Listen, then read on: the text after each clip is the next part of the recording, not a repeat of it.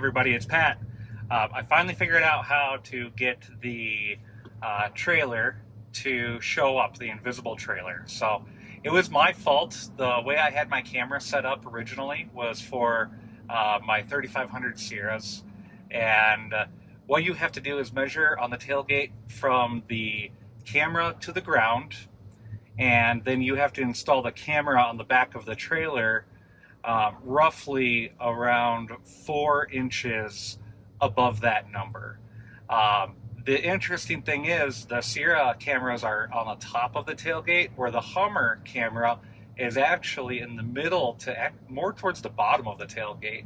So there wasn't the margin of error that they gave you for the install wasn't enough there. So you can see here that it's working great.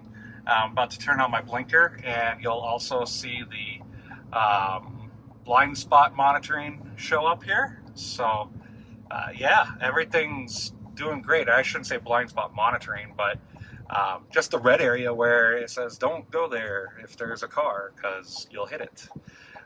Things are looking really good now that I got it figured out, and so far the Hummer's pulling great.